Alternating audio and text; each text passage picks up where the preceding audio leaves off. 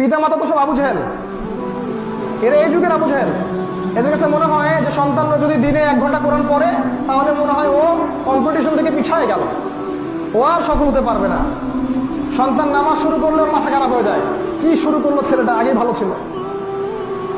সন্তান যদি চাকরির উপরে কাপড় পরে দাড়ি ছেড়ে দেয়, পিতা মাতার টেনশন, জঙ্গি হয়ে গেল মনে হয়। এই পিতা মাতার আগে জাহান্নামে যাওয়া উচিত। এরা এই উম্মার সবচেয়ে বড় আবর্জনা, এরা এই উম্মার সবচেয়ে বড় আবর্জনা। আপনার বেঁচে থাকার দরকার নাই, কবরে চলে যান।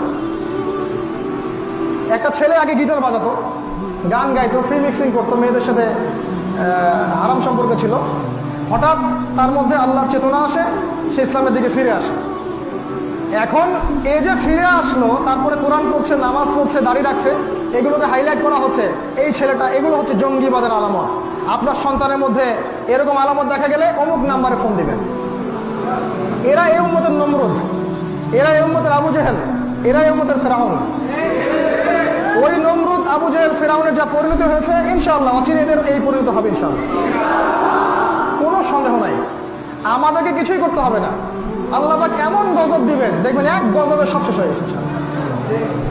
একটা মহামারীতে শেষ হয়ে যাচ্ছে না মানুষ, আল্লাহ চাইলে আরো 10টা দিতে পারেন, পারেন না? আল্লাহ পাক দিবেন। ওয়াইম মিন কারিয়াতিন, আমি একটা বলি বারবার, সূরা ইসরার মধ্যে আছে, ওয়াইম মিন কারিয়াতিন ইল্লা নাহনু মুহলিকুহা ক্বাবলা ইয়াউমিল কিয়ামা। কিয়ামতের আগেই এমন কোন শহর নাই যেটা আমি আল্লাহ ধ্বংস করে দিব না। আও মুআযযিবুহা আযাবান শাদীদা, অথবা কঠিন শাস্তি প্রদান করব না। কানা যালিকা ফিল কিতাবি মাসতুরা, এটা অনেক আগেই কিতাবে লিখিত হয়ে গেছে। আল্লাহ কখন ধ্বংস করতে পারেন? যখন কোনো কওম আল্লাহ এবং তার রাসূলের বিরুদ্ধাচরণ করবে, তখনই। যদি আল্লাহ রাসূলের পক্ষে থাকে, আল্লাহকে ধ্বংস করবেন? করবেন না। তার মানে যত কওম এখন আল্লাহ এবং তার রাসূলের বিরুদ্ধে আছে, সবগুলাকে আল্লাহ কি করবেন? ধ্বংস করবেন, আজ হোক আর কাল হোক।